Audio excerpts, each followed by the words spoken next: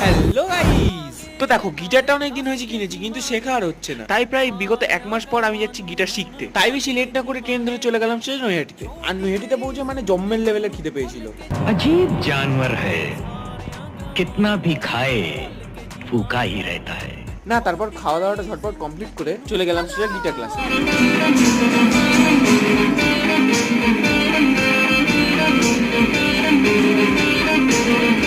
যাই হোক, ক্লাস করে হাঁটা লাগালাম সোজা বাড়ি যাওয়ার জন্য। আর ভাই দুপুরবেলা এতটা গরম পড়েছিল যে কি বলবো। যাই হোক, বাড়ি আসার পর মা আমাকে এক গ্লাস থামস আপ দিল আর আমিও সেটা ঝটাক করে মেরে দিলাম। আর আজকে দুপুরবেলাকার খাবার ছিল পান্তা ভাত। পান্তা ভাত কারণ আজকে আগুন জ্বালানো যাবে না। যাই হোক, তারপর ছিল আমার ডান্স ক্লাস। আর অনেকে বলে পান্তা ভাত খেলে নাকি খালি ঘুম পায়। কথাটা দেখছি সত্যি। আরে ভাই, শুধু ঘুমালে চলবে না, এরপর আমার কম্পিউটার ক্লাসও আছে। আর ভাই এই গরমের মধ্যে ক্লাস করতে করতে হাঁপিয়ে গেছে। আর এই হাঁপানিটাকে মেটানোর জন্যই চলে গেছিলাম একটু ছেঁড়া পরোটা খেতে। যাই হোক, আমি এরকম খাই, তোমরা আরো মিনি ব্লগ দেখার জন্য চ্যানেলটাকে সাবস্ক্রাইব করতে পারো আর লাইকটা কিন্তু চাই।